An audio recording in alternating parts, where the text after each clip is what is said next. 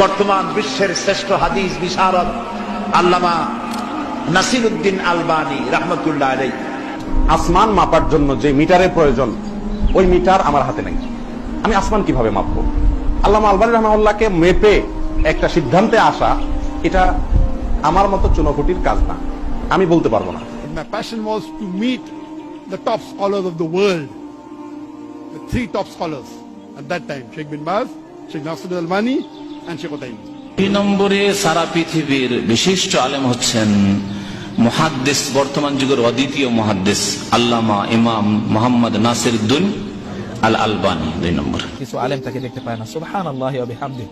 নাসিরউদ্দিন আলবানী রাহিমাহুল্লাহ এই যুগের তিনি মুস্তাহিদ, তিনি এই যুগে হাদিসের ক্ষেত্রে তিনি যে খেদমত করেছেন সুবহানাল্লাহি ওয়া বিহামদিহি আনপ্যারালাল। আমি কিভাবে আপনাকে বুঝাই, এই খেদমতের কোনো জুড়ি নাই এই যুগে, এই সময়ে এসেও আল্লাহর বিশেষ রহমত যদি কোনো ব্যক্তির উপর না হয় তাহলে তিনি এত বড় খেদমত করতে পারেন না।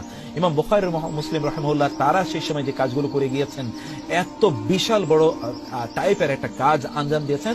এখন আলবানী রাহিমাহুল্লাহ হাদিসের এমন কোন গ্রন্থ নেই যে গ্রন্থগুলোকে তিনি খুঁটিয়ে খুঁটিয়ে না পড়াচ্ছেন এবং কোন হাদিসটি সহিহ কোন হাদিসটি দুর্বল এটি তিনি বর্ণনা করেছেন। আপনার ভিন্ন মত থাকতে পারে তার কিছু কিছু মতামতের ভিত্তিতে, যেমন তিনি তার নিজের ব্যাপারেও আগে কোন একটা ব্যাপারে তিনি বলেছেন হাদিসটি সহিহ, পরে বলেছেন না সহিহ না, আগে বলেছেন সহিহ নয়, পরে বলেছেন সহিহ, এরকম কিছু মত আছে। কিন্তু তিনি যে খেদমত করেছেন হাদিসের ক্ষেত্রে সুবহানাল্লাহি ওয়া বিহামদিহি, এটা আনপ্যারালাল, বিশাল। আমাদের মতো লক্ষ মানুষ যে কাজ করতে পারেনি, এক আলবানী রাহিমাহুল্লাহ তিনি এতটুকু কাজ করে গিয়েছেন। আল্লাহ সুবহানাহু ওয়া তাআলা জান্নাতুল ফেরদাউস দান করুন। প্রিয় ভাই, এজন্য উলামায়ে কেরামদের ব্যাপারে আমাদের তাদেরকে মূল্যায়ন করা দরকার, তাদের ব্যাপারে তাদেরকে সম্মান করা দরকার, তাদের ব্যাপারে আমাদের বোঝা দরকার, জানা দরকার। আল্লাহ সুবহানাহু ওয়া তাআলা তার মাধ্যমে যে খেদমত নিয়েছেন, সুবহানাল্লাহ, আল্লাহ সুবহানাহু ওয়া তাআলা এইরকম যুগে যুগে এইরকম হয়তোবা 100 বছর পরে আল্লাহ সুবহানাহু ওয়া তাআলা এরকম একজন লোক পাঠান। অতএব তার বিশাল বড় তার খেদমত আল্লাহ তাআলা এর জন্য তাকে এর উত্তম বিনিময় দান করুন।